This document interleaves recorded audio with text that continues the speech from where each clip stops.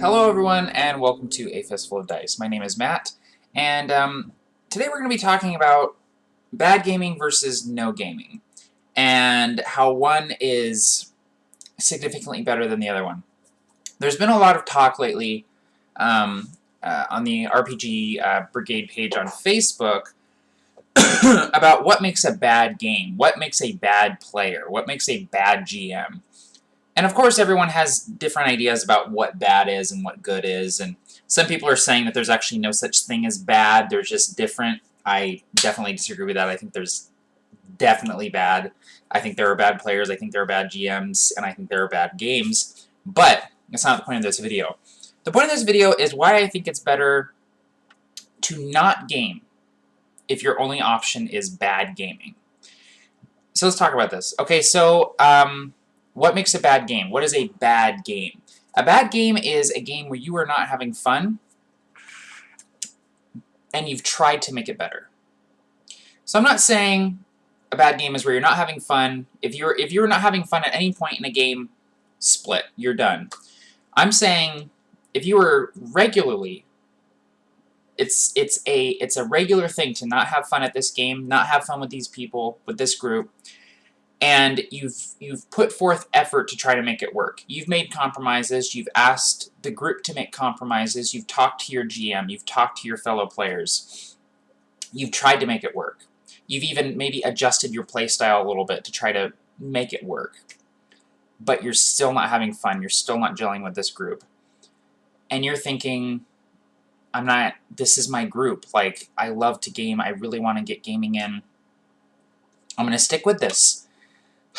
Honestly, I think that will be detrimental in the long run to your gaming life. I think it is better to not game than it is to continue in a bad situation, because what this bad situation is going to do to you is it's going to wear you down. It's going to inform your opinion of gaming. It's going to sap your motivation for gaming. Instead of being excited and enthusiastic, instead of constantly rolling up new characters, coming up with cool ideas, having awesome roleplay experiences, you're just going to be anxious and stressed and grumpy the entire time because you just want a game and this is the only place where you can find it. Here's the thing. In this day and age with Skype and Google Hangout and Roll20 and all of these resources that are available to us to help us game with whoever we want, whenever we want, anywhere in the world, you are never not able to move on to something better, find something better. Yes, you might be flying solo for a little bit while you try to get things happening, but don't stay in a bad situation. Don't stay in a bad game group. Do not let a bad game group ruin your love of gaming. And I speak from experience. I was in a game group in college that I founded with another person. And this game group, we were together for like 3 years.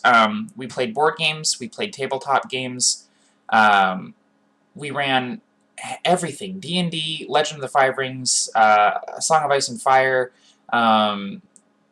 Warhammer Fantasy, Star Wars, just Savage Worlds, Deadlands. We just ran so many things, and we kept bringing in new players, and players would leave, and players would come, and I mean, we were a very tight-knit group. We met every Saturday for like 3 years, and in the summertime we would meet more often because we had a little bit more time.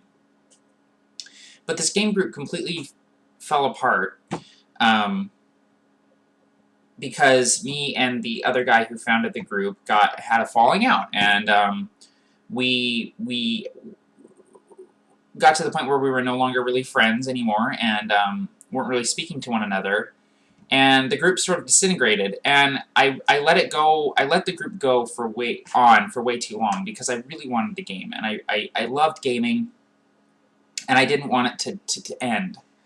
And I let it kind of go, and I really didn't want to game for a long time after that because I was so burned out and so spent, and just I sort of associated gaming with that stress with that anxiety, with that feeling of hostility, and I didn't like that. It was years later until I gamed again, and I mean, it was rough. I think for maybe two years after college before I started playing again when I picked up Pathfinder, and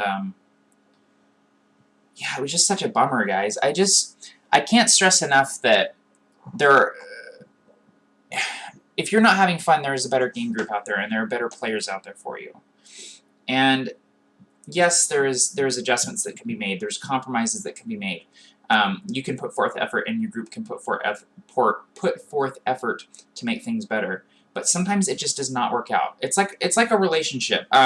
Andrew over at Dawnforgecast says this all the time. Gaming, you know, your relationship with your game group is almost like it's like a romantic relationship. Like, you're just so desperate to have something, to have somebody in your life,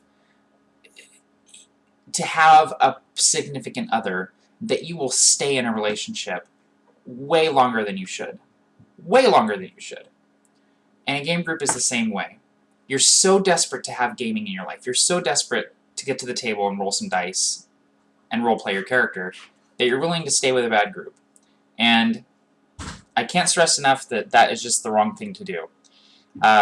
In my opinion, no gaming is better than bad gaming, because with all of the technology at our disposal, no gaming is not no gaming for very long. So always remember that there is a better group out there for you if you're in a bad situation. And stay strong. Take care and happy gaming all.